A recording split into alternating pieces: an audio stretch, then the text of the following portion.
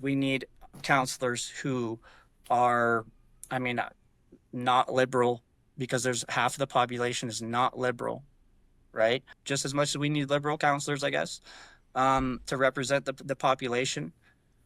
The same way we need guys like me and you doing it, or anyone else that wants to, that thinks that they maybe don't belong in this career field.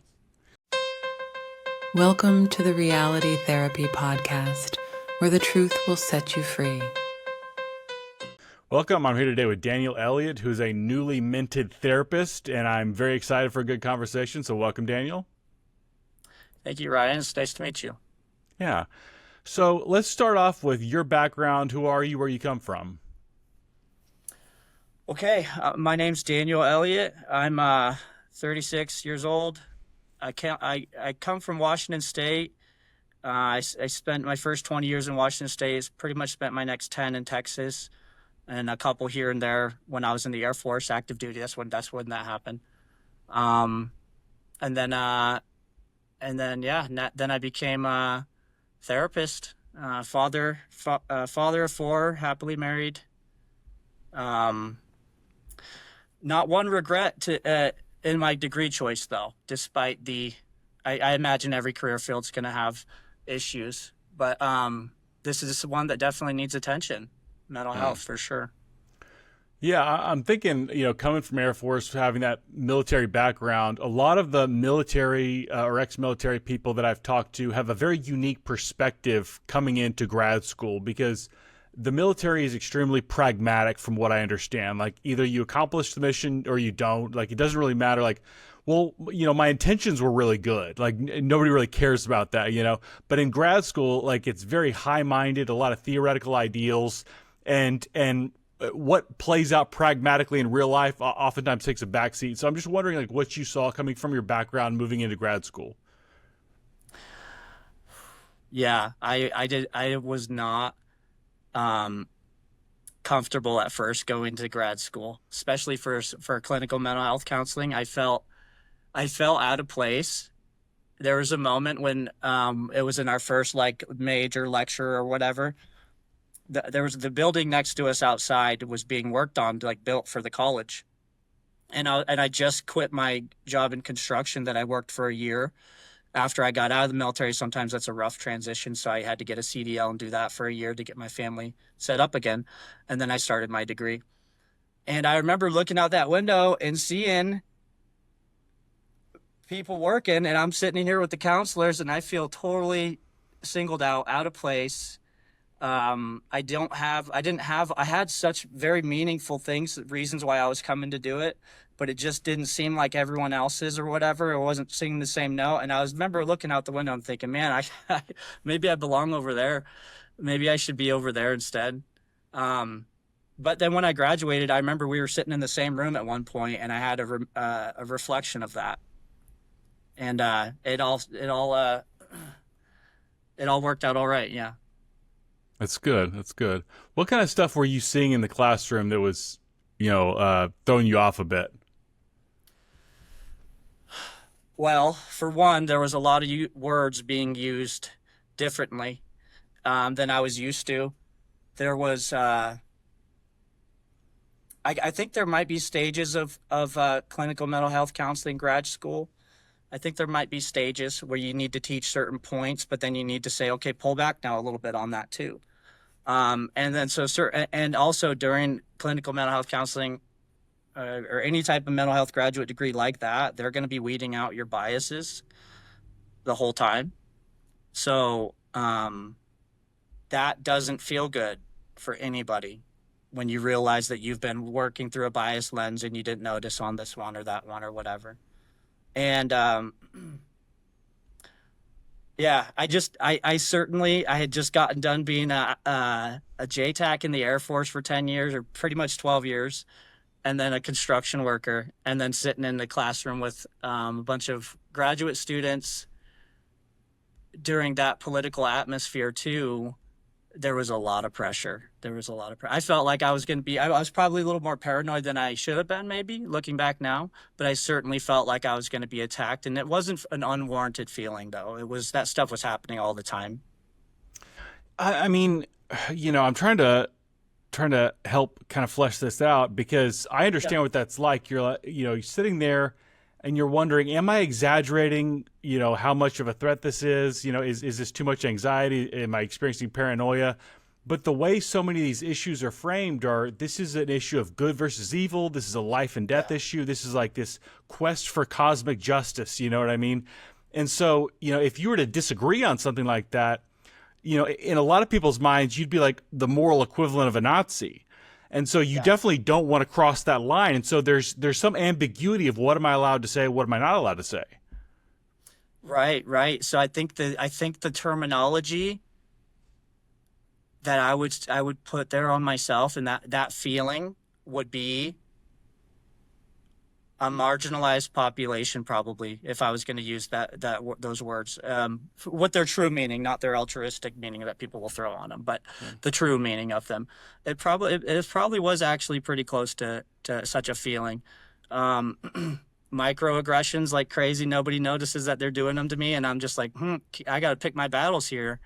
Um, Is a veteran or is a man like what Veteran, is a veteran? Okay. veteran, veteran for sure, regardless. But then also straight white Christian male, the least marginalized, according to everybody, right? So according to popular belief, right? And it's pretty. It is true that that's how it is normally in most nations. There's a least marginalized and a most.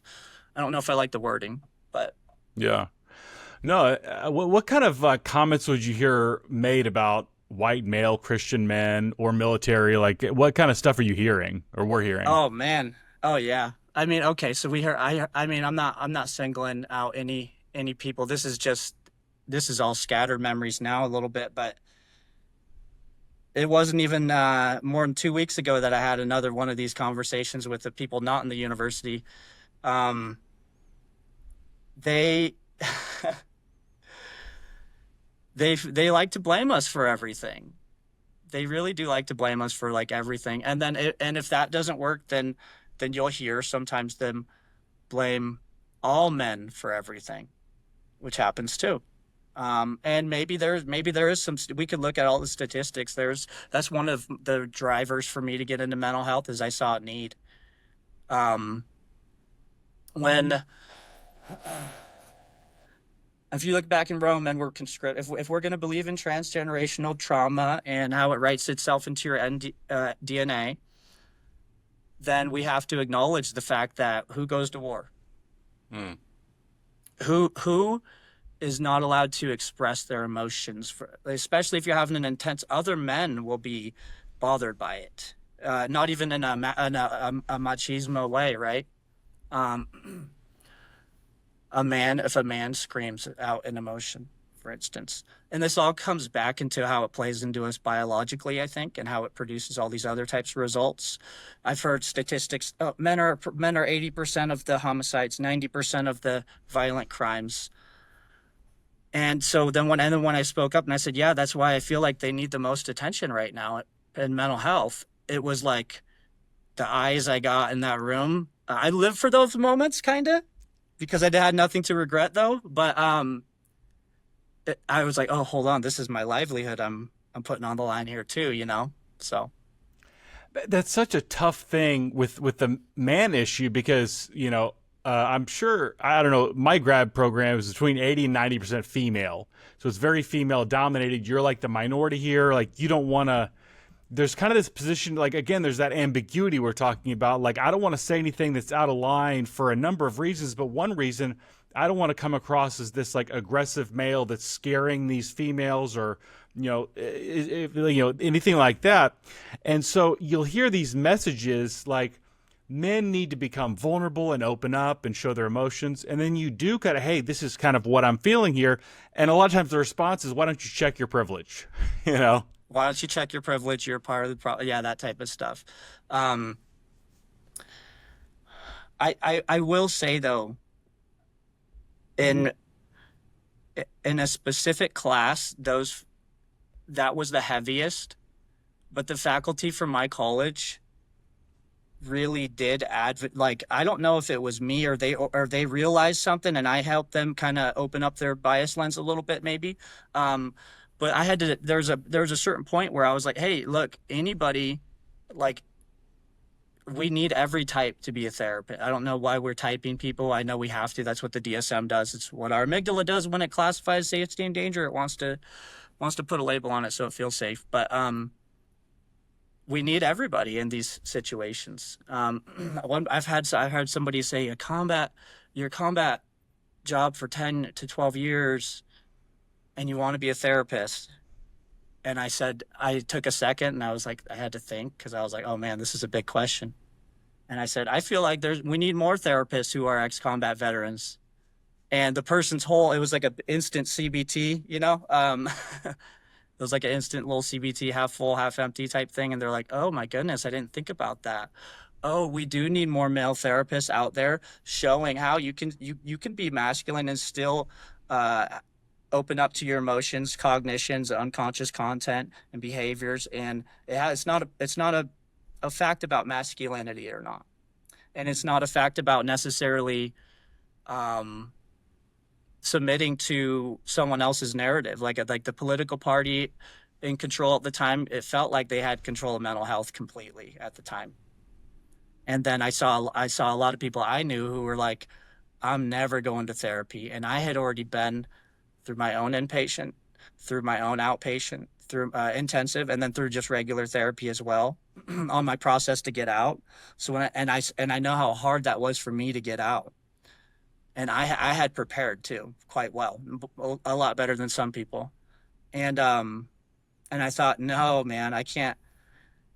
I have an interest in this now, and I see like so many of my friends not wanting to do therapy, not even just friends, family too, but not wanting to do therapy because they know, or they feel like they know exactly what they're going to get.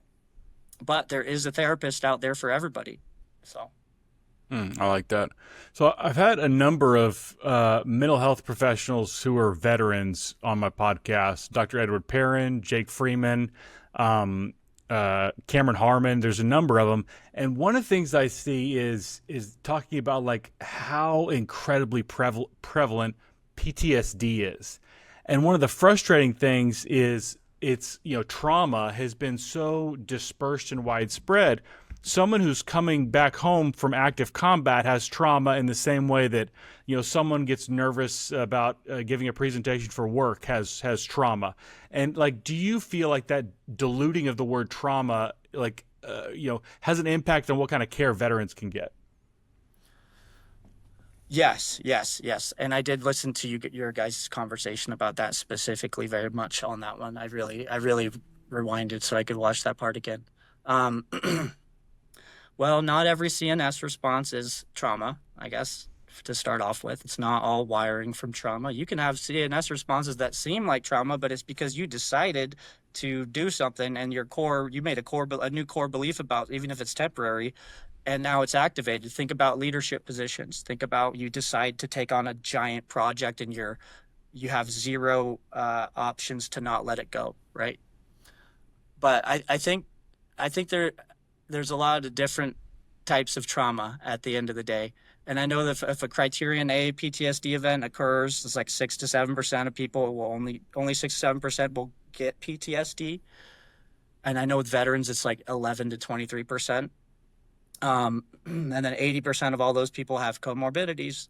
And most people that have a comorbidity also have a medical diagnosis for their health.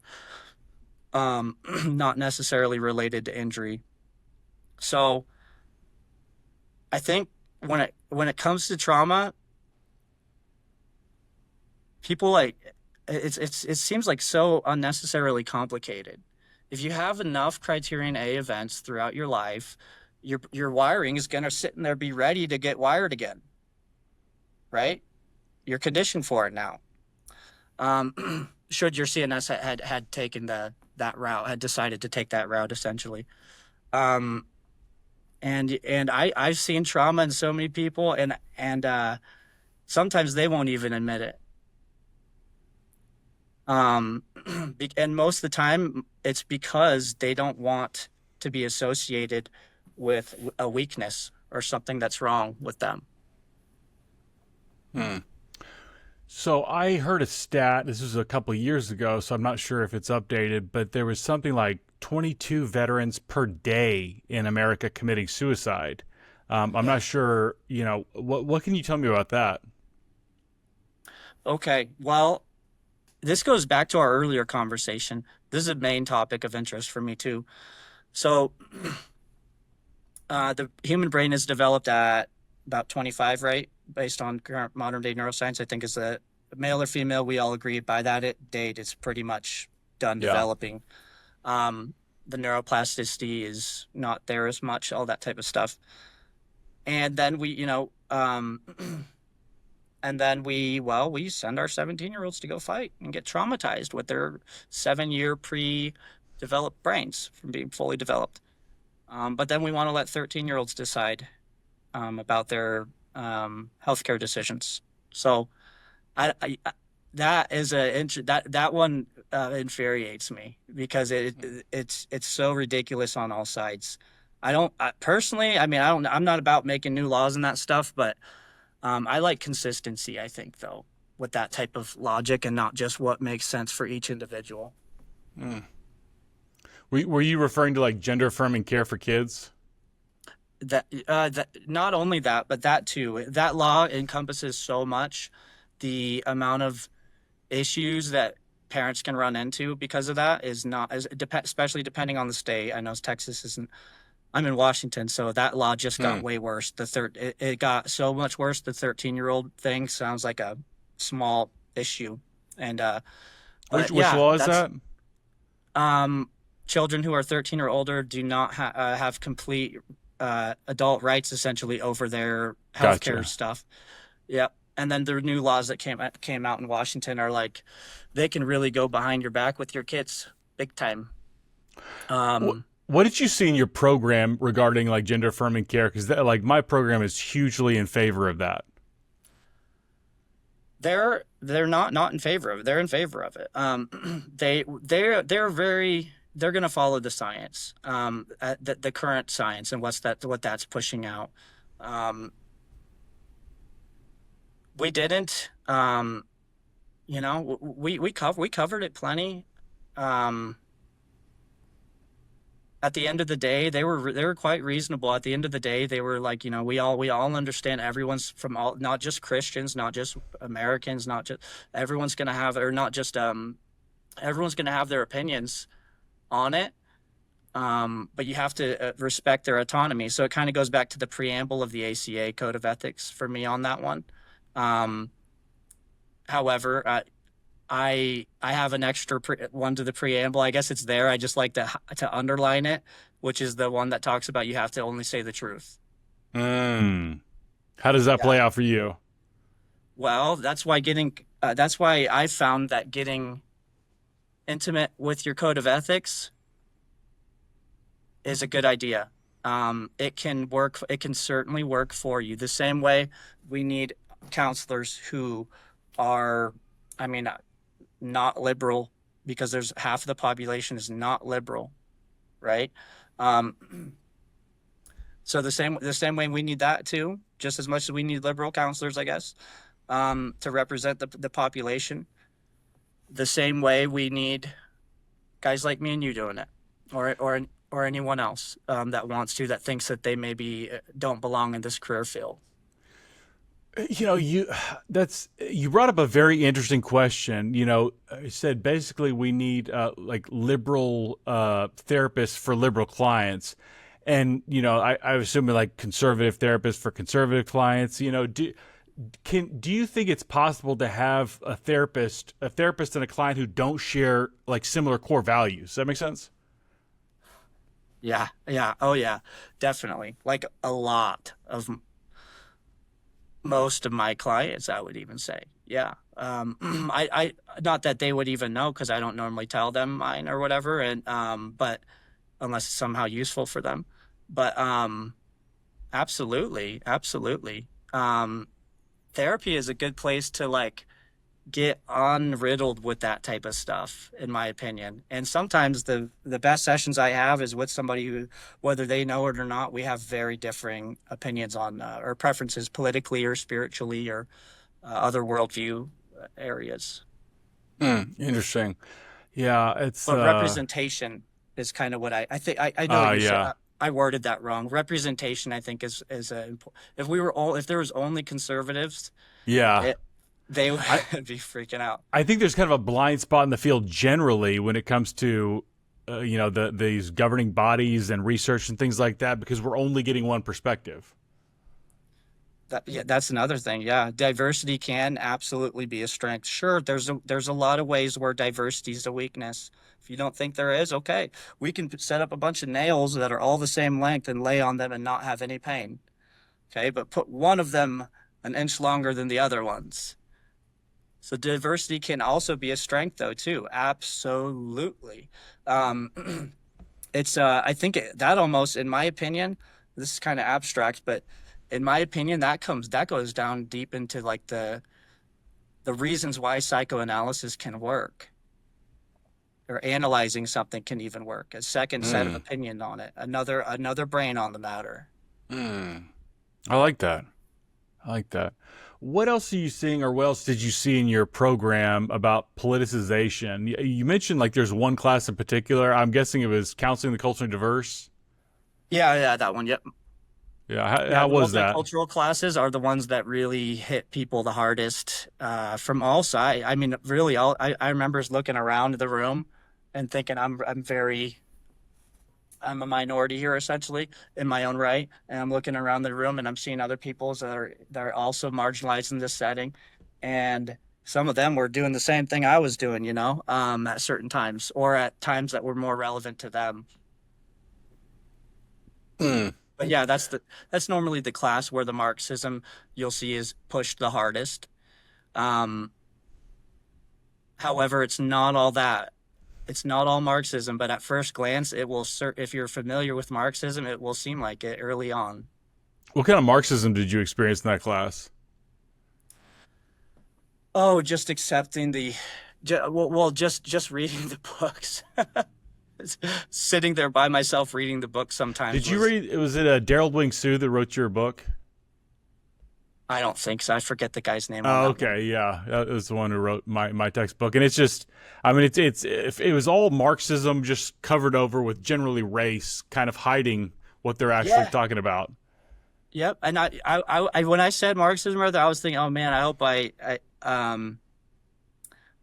didn't go too far or something like that. But no, I'm glad that you noticed that too, because that was really an observation of mine that I hadn't really shared with a lot of people, to be honest. I just kind of observed it. Yeah, I mean, it feels like they use a lot of code words, but you kind of peel back the layers of the onion, and sometimes they're just pretty overt with it. Like, in order to be a good ally to your clients, you have to push for, social justice, political campaigns, and you're like, what does this have to do with therapy? I don't know. No, yeah, yeah, and so I don't do that in my practice at all. I Mm. don't do social. I mean, don't get me wrong. I will advocate for any of my clients. Uh, I won't over advocate, but I'll advocate for them, and they're going to feel Yeah. validated, especially if they're being oppressed or just need support. Um, but because advocating is not necessary, and social justice itself isn't like the word has a different meaning than what we would have. Because it's a good Yeah. thing if you think about it 20 years ago, like, yeah, social justice, right? That's right. We want social justice. And then now they have so they did exactly what you just said with the wording and how they do the silly things with the words. Now social justice, it reminds me of Revelations from the Bible that right is wrong, wrong is right in the end Mm. times. Yeah. Yeah. I mean, it's so bizarre. I'm wondering, we talked a little bit about this, I think, before we hit record, just about how confusing these environments can be. I feel like if somebody is watching this from like middle America and either they didn't go to college or maybe they went to college 20 years ago, like this, what we're describing is like a foreign world to them. And I'm trying to, how can we put them in the chair in one Okay. of these classrooms? Like, tell me, you said like the words don't mean what you think they do. Like, what Yeah. are you experiencing in that regard? No, I see exactly what you're trying to say, and you're absolutely right. It is a very, very different. If it There was moments where it felt like I kind of had to like push my principles to the side to accept the that's what it seemed like at the time, at least, to accept the new codes of how we have to operate if we want one of these licenses, right? Because that's what it is at the end of the day. And it felt like I had to accept. It did, and I feel like when I meet some people from different professions, they didn't get that when they got their master degree. They didn't. They weren't like, "Hey, you have to hold on. That's against my religion. That's against my spirituality. That's against these things my grandma taught me when I was younger about God. That's against." And there's nothing wrong about those beliefs of mine. That's as valid as anyone else's, I guess, right? Um, well, too bad. You gotta do it. So I think that comes. I think I see a little id and a little super ego coming in, and it's like, what do I want? Well, I want to serve my God, and then the super ego is like, hold on, what about the world, right? And then so our egos have to balance it and somehow affirm our identity. Hmm. So we brought in like faith a couple times, and one of the things that I see is this kind of idea that Christianity is like this outdated kind of backwards system. Like you would kind of like if you had a client with those beliefs, you'd kind of want them to move beyond that, to kind of evolve beyond that, because it's kind of backwards in a sense. Do you notice any like the way they frame Christianity like that? Well, my university was a Christian university. Now, obviously, they had to. It's still a clinical mental health counseling program, so um, the multiculturalism or the certain parts, certain things that are pushed out, you know, the ACA doesn't fully represent any one. I don't think there's any one person that's fully read into the ACA that's like, I love everything about that. I don't even love everything about my job in the Air Force, and I think that's, in my opinion, to this day, being a part of the Tactical Air Control Party is you can't get any higher than that in my mind. Bias, but and we all knew that there was a lot of things that needed changed in there for sure. We talked; those are the things we talked about the most, actually, about it to each other. Um, so yeah, clinical mental health counseling is good. It's therapy in general is a tool for. It's such a good tool to be used by people, and if any one political party tries to dominate it or tries to come in underneath and change the meanings of words, which by the way in your book you talked about that. uh, I don't hear a lot of people talk about that as much as I have thought about it and talked about it, more so after my bachelor degree when I noticed they changed, because that was in counterterrorism essentially, and they changed the definition of terrorism, and I didn't like it at all. I instantly saw a threat there. Wait, um, what was the old definition compared to the new definition? The old definition was, from the top of my head, and this is all from Merriam-Webster, I'm pretty sure. It was which is controlled by the APA, so they control the American language, the American. Really? I didn't know that. Yep. Yeah, Huh. American Psychological Association. They also say how you have to form your brain to write any papers, because that's what you're doing. You're informing your beliefs and your thoughts when you're writing a paper. So they control the language in which you do that. For good or bad, I don't know. I'm just saying. My book was APA formatted, so I mean That's I've my been favorite format. yeah, Yeah. yeah, same. Yeah. No, but what So did you object to about the new definition of terrorism? so before it was really like more impartial. It said something along the lines of um, violence or threat of violence with the primary intention of social or political reform, essentially. So essentially, you're deciding to do that with violence or the threats of violence. So, and I don't know at what point, is canceling almost a form of terrorism if we have it at that. If we still are saying, well, hold on, the First Amendment's still there, and you added this other one on top, is canceling a form of that? I don't know. I think so a little bit. Um, but yeah, the new definition of terrorism is a little more like generalized, or it's less impartial, but more ambiguous. Hmm. It made me think it could be used against people, especially if you Interesting. consider the USA Patriot Act, the Reauthorization Act, and then the third one too that got shut down, but I think the fourth one got approved. So it's like USA Patriot Act times four almost. Mm. So especially with that, all you have to do is be a terrorist, and now you literally have not one constitutional right, and you don't get a public trial, you don't get a speedy trial, you don't get any of that at all. And all that the government has to do is say, well, no, he's a terrorist. You don't get to know anything about this. What are some things do you think the government could use to declare someone a terrorist if they don't like them, as some kind of like a political threat or something like that? Oh, oh man, I don't know.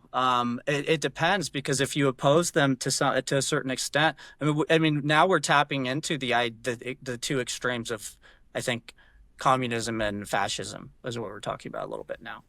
Because that type of behavior from either side, left or right. That is that type of behavior. That is absolutely fascist. You can't say this. You can't say that. Well, if you do it, I'll take away. You won't. You won't. You'll lose everything you worked for, and you only get one life. Because I don't know what date it was, but when we all started,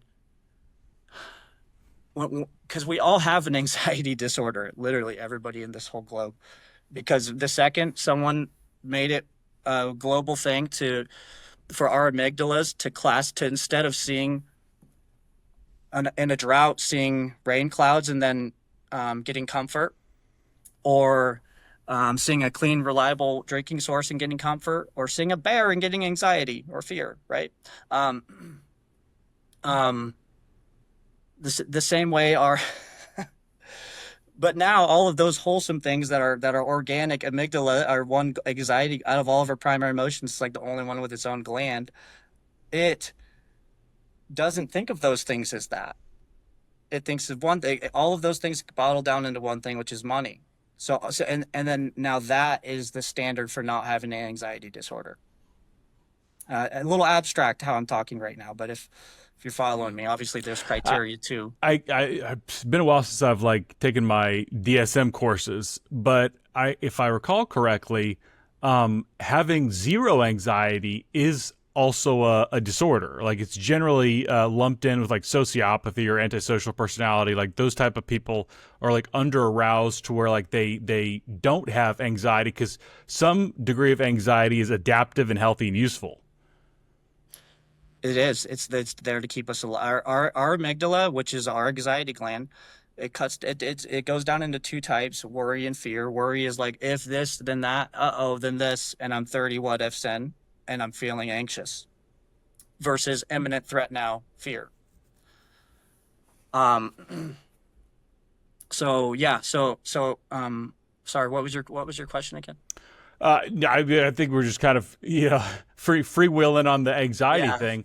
To come back to kind of the politicization of therapy. When you're a newly minted therapist, when you look at the field, what are you seeing?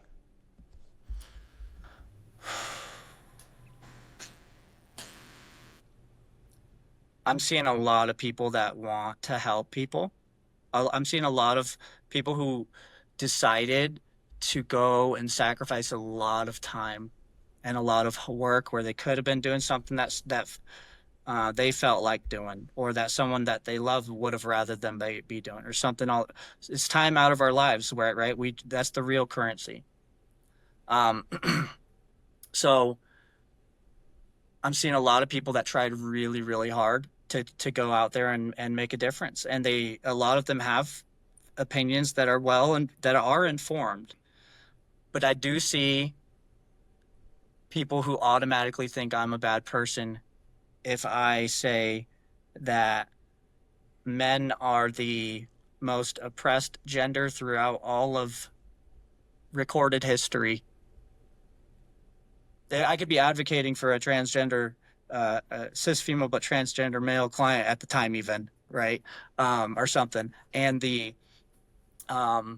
I could receive feedback absolutely about that type of stuff and opinions. I mean, you can't even say Freud's name.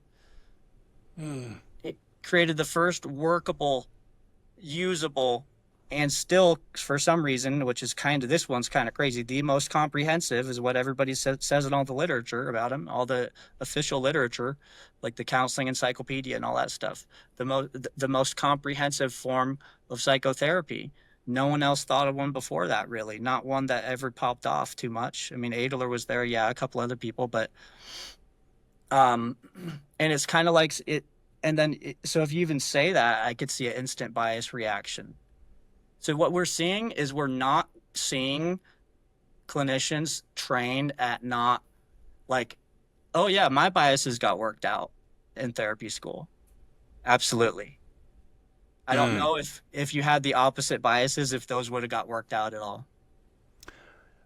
For me, it's weird because when I went back to school, I had a lot of biases in line with I was more or less a Marxist. I was pretty woke, generally, and the more I was exposed to it, the more I realized like, gosh, I hope I don't sound like that. And I started to like re-examine my views and be like, what's going on here? What's true? What's false? Kind of thing. And so I think I was actually helped in looking at my biases by seeing myself in other people, if that makes sense. Yes, yes, right. But if we say one version of it isn't wrong, but the yours is, then well, we're neuroscientifically creating an ego dysfunction in you. Just like in IFS, Mm. internal family systems, they have naming. Well, naming is a basic foundational principle of human consciousness. Naming something, mom, tree, or if we didn't know what that was, it might be scary looking, right? That's why we want to name things so our amygdala will calm down. And when you and we think in the language that we normally first learned.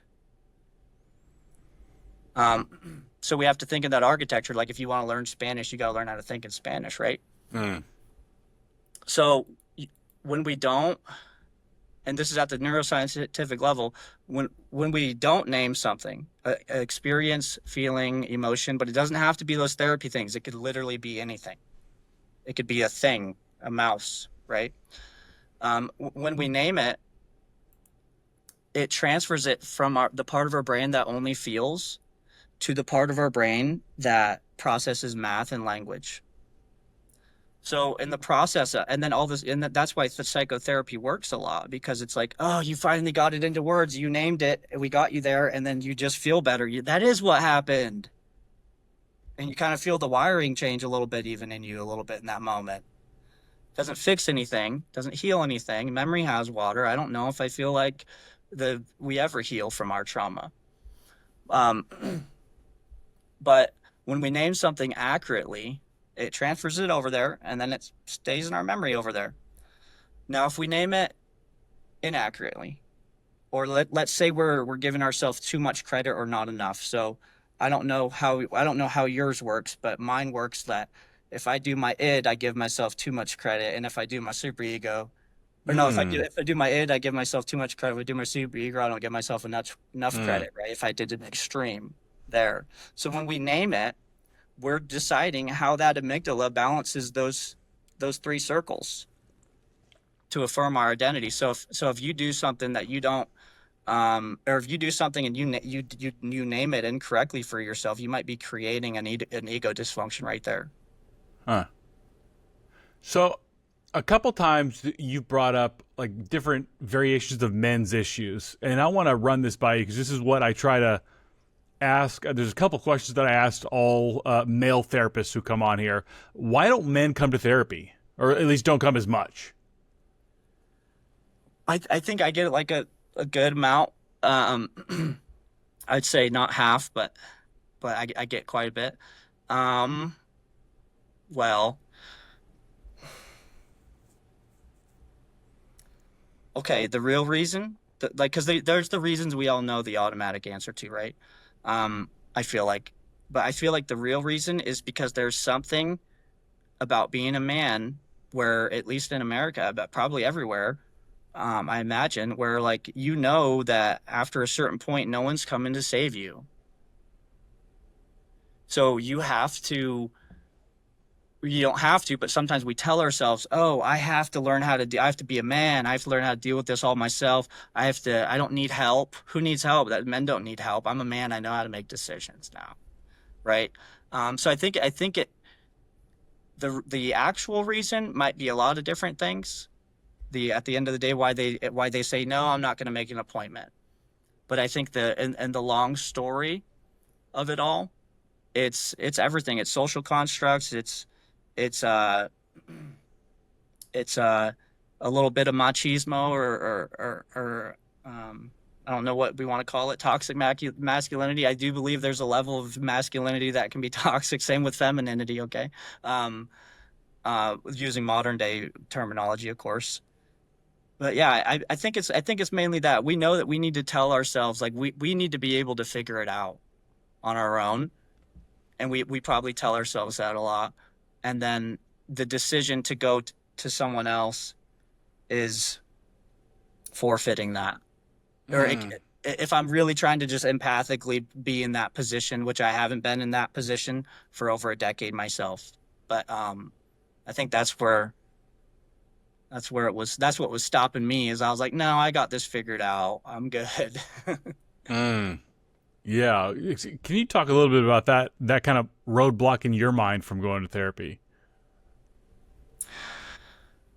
Well, wouldn't it be nice to be able to just figure it all out on your own and never need help or anything? And you know what? I don't even need, uh, what does research matter? My brain's better than the millions of human brains that built America up until this point to develop this technology we have and stuff up until this point, for instance, right? Um, yeah, I think there's a certain level of aggression on that end, and I don't think it's like the bad aggression. I think there's a certain level of aggression on that end that's um,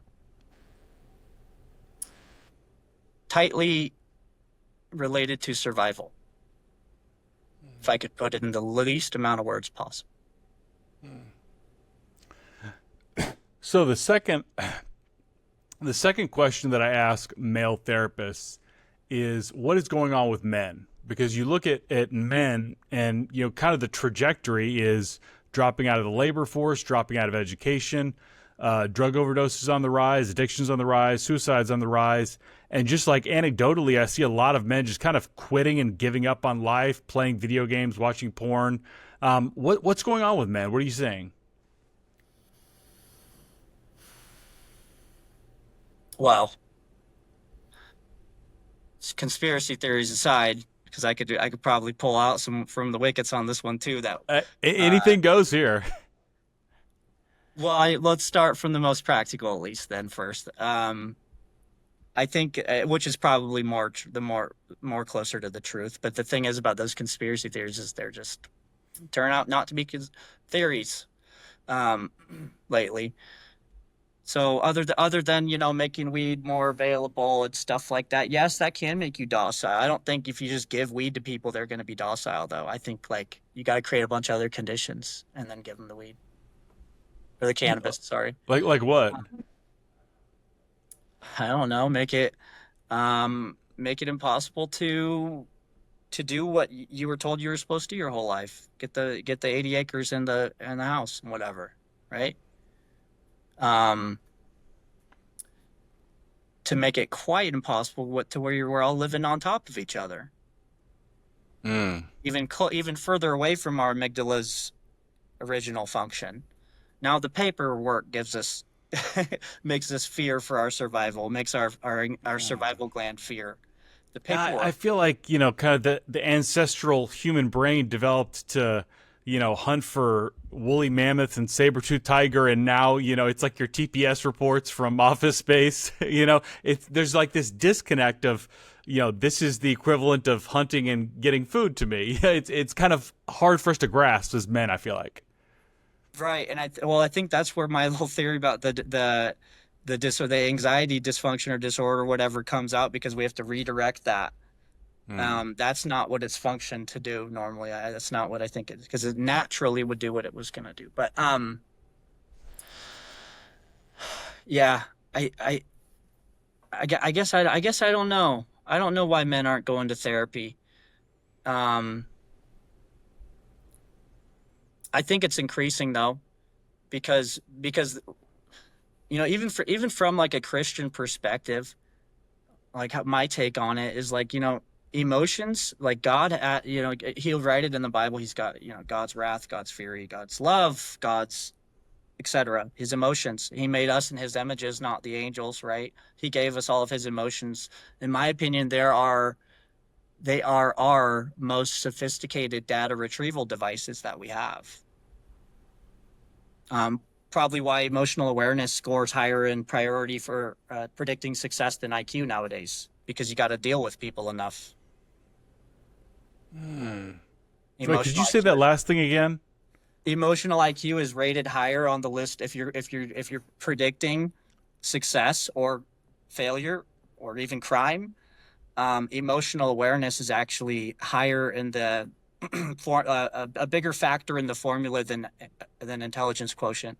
I've heard people say that's one of the reasons why kind of the modern office is more geared towards women than men. Because even if a man has a higher IQ, women have these, generally a naturally better, like inbuilt kind of emotion sensing, like emotional intelligence, and just like I kind of think of the word, but just they are more intuitive when it comes to reading humans than men are. Yes, absolutely. Right. On average, of course. On average, of course, yes, true. Um, and I think that's kind of where my theory or my understanding of that kind of gets solidified, I guess, because they there are people with very if you get too many as standard deviations below the mean on IQ, you're at a serious disadvantage. It's not nice. It's not a you're at a serious but there are people who are hyper successful with like 1.2 standard deviations below that thing. And there's Really? people that are sitting 2 standard deviations above, not successful at all. Um, so then environment comes into play too. Then also your interest and your motivation. You don't have to have a high IQ to be motivated. We had words for that in the military. Um, but interest, IQ, discipline, those three are the top. Next, maybe it would be EIQ, and then personality, and then probably IQ, and then your environment somewhere below all of that. I imagine all of the experiences you got put in front of. That's one how one mind makes sense of it all, of all the stuff we just learned. I'm sure everybody that just is studying all this stuff or has been doing it for a long time, that's what we're all trying to do. We're trying to make sense of it and rationalize it and um, make it safe essentially in our minds so we can relax. Yeah. One of the things, kind of coming back to men just quitting at life, dropping out generally, is a lot of men are just giving up on dating. Oh And well. what's that? Oh yeah, no, okay, oh yeah. So Yeah. yeah, there's a lot of areas why that's happening. It's not just it's not just the stuff. It's not just the society. It's what is it? Is it that they don't like what they see? Is it I they I'm wouldn't not take really this sure. world Like, yeah, I mean, set up? there's They'd a set kind of it up. this there's this mentality of just kind of like I guess a lot of men who faced rejection start developing like a bitter resentment towards women, as opposed to, okay, we'll brush it off and try again. Like, kind of like just like internalize it and just retreat. Wow, I could see it as somewhat of a trauma response, maybe then in some way, because you're talking about survivability. Our amygdalas want us to reproduce too, right? Um, and then it just made me think about learned helplessness from Mm. those teachers that used to come in the classrooms in the 70s and 80s, and they stopped and they'd teach you learned helplessness real quick and then leave. Was that Seligman? Who was that? No, I have Seligman was learned optimism. I think I don't remember who did helplessness. Yeah, but so yeah, learned helplessness is not you don't get taught learned helplessness. You get taught what it is, so you're like, oh, I got to not do that. Thanks. yeah. Yeah, learned helplessness. There's a really cool video on it. It's like these people, they have to unscramble 3 sets of words one side of the classroom. It's impossible, and they sat where they normally sit, so it's all scattered with the high grade getters and everyone else. And then the people on the other side, are still on the first one because they made them all three impossible, and they made the other side really easy. So the people on the impossible side that are like already getting into colleges and high school and everything, this was back in the 70s and 80s, they're like looking around like, there's no way he's done. That guy's done before me too. There's no way. And then they start getting depressed. You see them go through all the emotions right there on the camera. And then at the at the end, the teacher's like, okay, guys, guess what? That was that. That was that. How long did it take you guys to stop trying on the side that was impossible? And then they start raising their hands and asking, okay. Because after a certain point, same with the mice, you could put the mice in a situation, they'll stop trying to. When you put all the mice right next to each other, this is a big experiment. I don't remember all the names of them, but they ended up developing similar traits to the males living in our overly populated societies. They were like, they quit caring about reproducing as much, and they started caring more about themselves because I guess I don't know why on that one. It also reminds me of Rat Park. You familiar with Rat Park? I think that's the one I'm talking about, Rat Park. Yeah. The rats who didn't have it, like basically didn't have anything useful to do, didn't have anybody to reproduce with or anything like that. They would get addicted to either heroin or cocaine, that was put in the water. But then you put them in like an enriched environment with friends and possible girlfriends and all this stuff, and like they mostly don't touch the drug water. Right. So it's kind of like what are we talking about? We're kind of describing a theme park that has no rides you can get in. But everyone else can go and get in the rides. So we start. Yeah, that's an interesting metaphor. Yeah, I don't know how I just came up with that off the top of my head. I don't know how accurate it is if you psychoanalyze that metaphor. But yeah, there's something to that learned helplessness part, and to the point that maybe they're making a core belief that this is the only way they're going to get their feelings of good, their dopamine, is if they go the superficial route for themselves. So, Daniel, I got 2 questions left for you. And the first one is, how do we fix the therapy profession?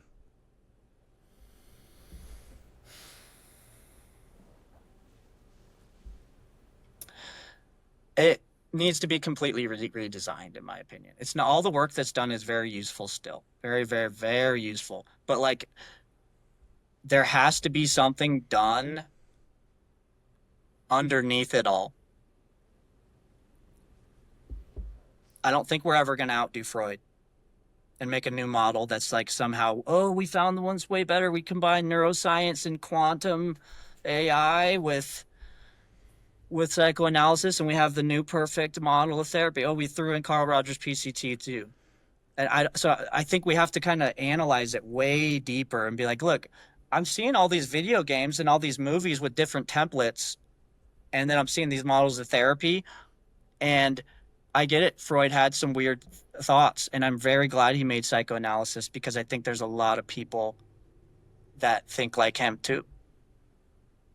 So just back to basics, old school psychotherapy, like psychoanalysis. I have a name. It's interesting you're asking this, because this is like my main project that I'm planning on trying to do with my PhD. I have a name for it. I don't want to. I call it psychogenic. I don't like it. Still, I have to change the name, because psychogenic still implies a little bit of pejorativeness. So I don't want to tell people you got to like we have to go back to the very basic foundations of consciousness and start playing with those tools, those very foundational tools. Like naming, for instance, or interacting would be one of them. Interacting, because of technology, it's a new technology that comes up. Now it's work that a human doesn't have to do. I think that's almost close to the definition of technology. It's new work that human doesn't have to do. So they can concentrate on the further higher end processes and less lower end.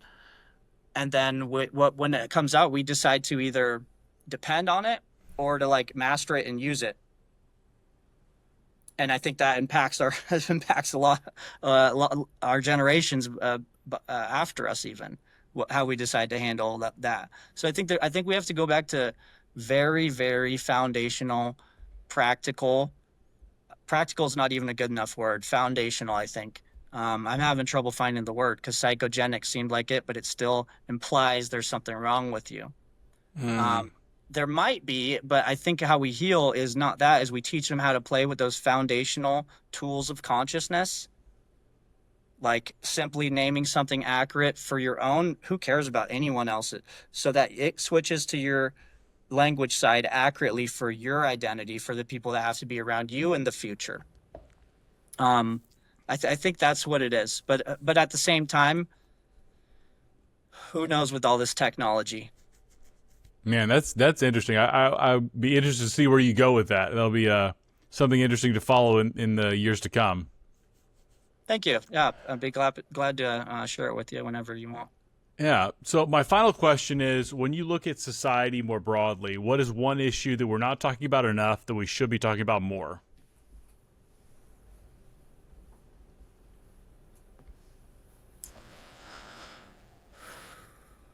Societally broad. I feel like it. My answer to that is spiritual well-being. Nice. Yeah. The wellness wheel. Your degree's in clinical mental health counseling, right? Yeah. Okay, so you've probably already met the wellness wheel or the Oh wellness yeah. model. Yeah, Yeah. I'm sure. Okay, so if you look at the wellness wheel, there's a 2022 paper that like did it and matched it with neuroscience and found out it's like the wellness model's like more evidence-based for positive outcomes than the medical model right now. Controversial. It's a 2022 paper though, so but yeah, the center of that wellness wheel is spiritual well-being, and we never touch that as counselors, do we? We try to stay away from spiritual well-being because what if you have a different denomination or different spirituality than me, a different faith than me, or something like that? And how I kind of use that as a tool to help people is if they come to me and they tell me that this is an issue for them, is I'll start explaining to them about stages, normal developmental stages. And I'll ask them if they know of or if they can imagine can you imagine some spirituality developmental stages for your particular faith, regardless of whether it's mine or not? Because I believe that if you're at a certain developmental stage and your spiritual well-being, if you don't have your spiritual development at the partner stage for that, you're going to experience psychological distress. Because all I gotta do is one other person that's 10 years younger than you, could be 25 or something, ask you something about your faith and you not know about it. It's going to create a feeling of, unless you feel content with your current development of your spirituality. So I think spirituality needs to be developed, even if it's atheism. I think you need to really dig into there at some point and figure out, why do I believe this? That's a fascinating answer. Yeah. Man, I really like that answer. I feel like spirituality is the kind of the driving force of my life and really helped me turn my life around. So I really appreciate that answer, and that's something I'm going to take into my practice in the future. Well, Daniel, loved this conversation. Enjoyed getting to meet you face to face through a screen. Hey, thank you for having me on. Thank you for having me on here. Thank you so much. And I'm telling you, when you see a book titled The Woke Mind, sometimes it's like, man, these words, everything's so, and you are a really good writer, sir. Thank you. Because I have a little bit of an ego about my writer, and I'm telling you, I was listening. I was like, dude, this is artistic. I actually wanted to keep listening to your story even. Normally I skip those parts of books, and I just let it keep going. Yeah, definitely worth the read, guys. So, Awesome. Well, thank you so much. I love getting to meet you, getting to talk to you.